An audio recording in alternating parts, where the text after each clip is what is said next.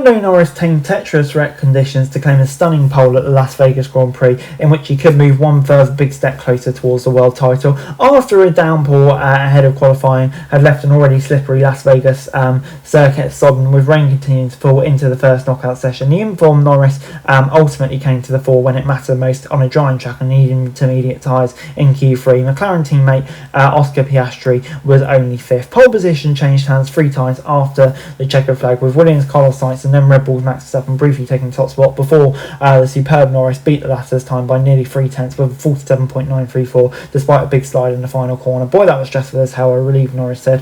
Verstappen took second ahead of Sainz, who impressed but faced an allegation of rule infringement with a Mercedes, who finished 4th ahead of Piastri, who was compromised by a yellow flag on his final run.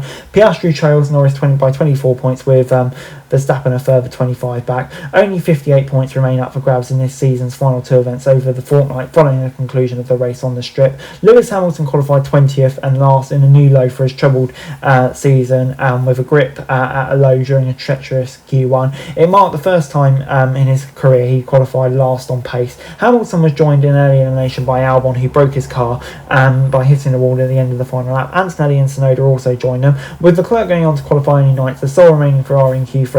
Racing Bulls cashed in on their struggles with some of the bigger names on the grid. Liam Lawson in 6th and 8th with Hadjar. Alonso was 7th for Aston, while he had a run strongly with both cars early on in Q1, with Gasly continuing a fine weekend to give Alpine 10th. Having dominated the previous 2 weekends in Mexico and Brazil to take control of the championship fight with only 3 races left, Norris showed further evidence on why he's in that extra gear. The streets of Sin City had not been kind to McLaren in the race's first 2 years, with neither driver qualifying nor finishing higher than 6th, but Norris suggested they might prove a more competitive proposition this time round when he topped the dry, albeit disrupted, second practice session on Friday. The heavy rain which had arrived ahead of qualifying initially didn't appear to play with the team's favour, with Norris only 13th fastest when conditions were at their worst in Q1, but he was 4th as the track started to dry in Q2, and then once on intermediate tyres in the pole shootout, he was easily the man to beat, so much so that Norris was a whopping 0.9 up from Verstappen's then benchmark time through the first 2 sectors, though needed a correction on the steering wheel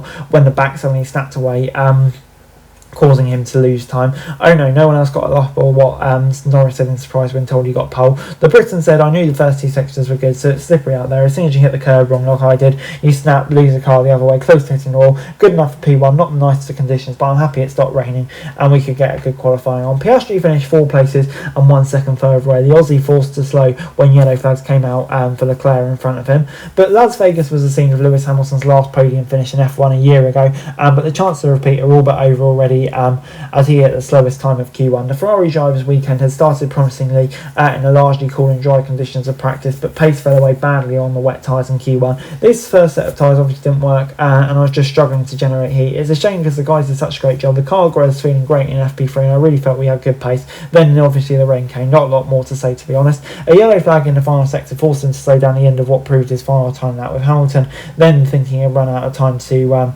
cross the line for another lap. However, the official showed he just made the time. Hamilton said, "Coming into turn 17, those yellow flags are hardly left, and when I came to the line it was red." He later added, "I didn't have grits anyway, so I don't think it would have made much difference."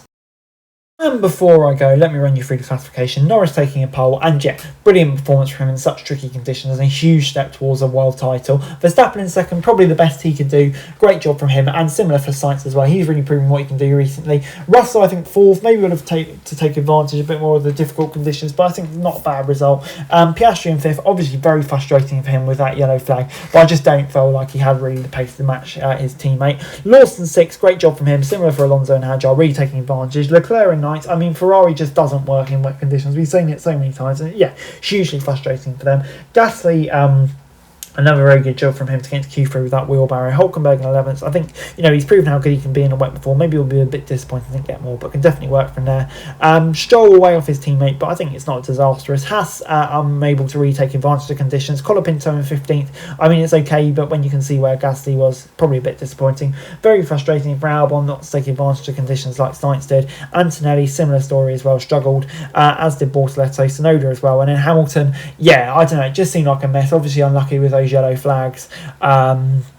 the miscommunication at the end, and just so disappointing because all throughout practice he seemed like he had really good pace as well. So yeah, hugely frustrating for him as his nightmare season continues. Anyway guys, that's it for this video. Thanks very much for watching. Remember to like, share and subscribe. Follow us on our socials, link in the description below for daily F1 news, meme and content. Subscribe to our other channels on screen right now, that'd be greatly appreciated. Thanks very much for watching. Peace out.